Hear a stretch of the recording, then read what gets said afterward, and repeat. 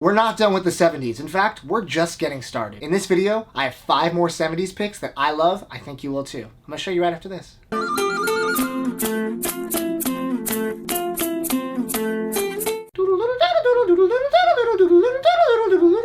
Dun, dun, dun. Everyone knows the first song on this record. This is Who's Next by The Who. The first track on this album is Baba O'Reilly, which people that don't like music think it's called Teenage Wasteland, but it is the most famous Who song. It's anthemic, it's iconic, it's one of the best songs ever written. I mean, it's a little overplayed in the way that Stairway to Heaven's overplayed, but everyone gets excited when they hear that intro bit, and then just wait and wait and wait for that song to kick in with the BOW! It's so good. This also has some of their other biggest songs. This is probably their most famous album for a reason, because you got Bargain, Behind Blue Eyes, and Won't Get Fooled Again, all on the same record. Talk about a powerhouse. This album, if you don't like The Who or don't know The Who, is the one to listen to start liking The Who. I mean, Daltrey and Townsend are just brilliant. And of course, Keith Moon on the drums. You know, this band is just excellent all around. I saw them at Desert Trip last year.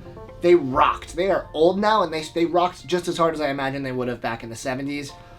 This is the album to hear. Who's Next? My copy is beat. I need to find a better copy, but I will say proudly, this is a Decca pressing, which Decca is one of the best pressings you can get for this album.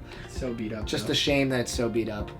It actually surprisingly plays well. It's really scratched and scuffed, but it plays well. Some of these older records, despite visual appearance, will play pretty decently. So I need to get a better copy. This was 99 cents for a reason, but you know what?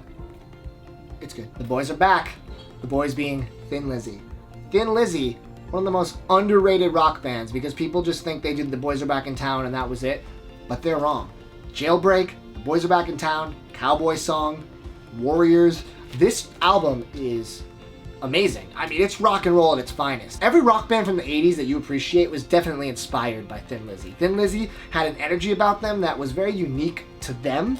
And while they had a whole bunch of albums outside of this that were excellent, this is definitely the one to own. If you're going to have one Thin Lizzy album, this is the quintessential. I really love Jailbreak. Jailbreak is just the energy and attitude behind that song is, they really carve a good story for themselves musically, and this album is no exception. So, Jailbreak. I got a lust for life. Well, here's Iggy Pop.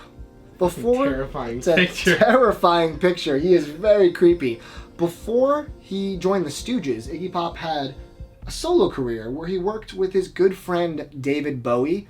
Bowie actually was on this album and produced this album, or at least the majority of it. This is considered to some to be a lost Bowie album with the amount of his footprint on it as well as his presence. They were a dream team, and this is by far my favorite Iggy Pop album, Lust for Life.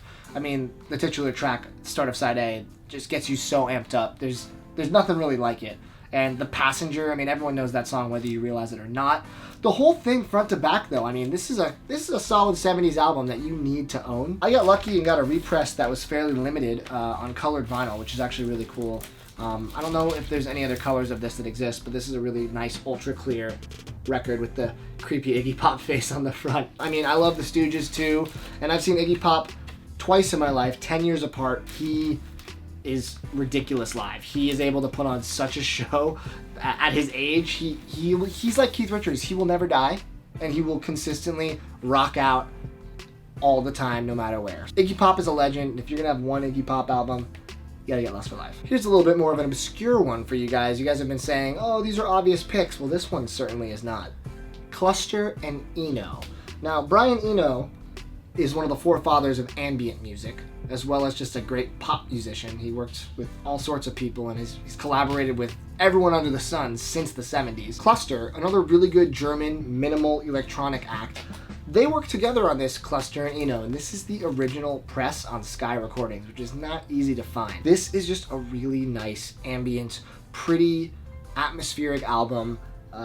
Early ambient stuff, it's kind of hard to find really good stuff. I feel like in the past 10, 15 years, we've really kind of mastered the concept of what ambient music is supposed to mean to people, but if you're going to have two people that did it back in the day, Cluster and Eno, they are the ones that pioneered what we hear today, and they are legends for a reason. So their collaborative effort is definitely worth tracking down. Just make sure you get a good pressing of it, because I think some of the reissues not the best sounding, and you want this one to be as pristine as possible. Gotta mention him, he's legend for a reason. Bob Dylan, Blood on the Tracks. This is one of his best albums from the 70s. I don't really have a lot to say except that he really hit his stride. You know, he was top of his game at the 60s, and then 70s he still remained great until he kind of started to decline in the 80s. But this starts with Tangled Up in Blue, which is a lot of people's favorite Bob Dylan song because it's just such a fun-loving, amazing song, just the feel of it. And this album, front to back, is a Dylan classic. I mean, I can't even recommend specific songs from it because you just should listen to it all the way through. Everything is good. This is just another one that's up there. I mean, some people might say this is top 3 Dylan albums ever.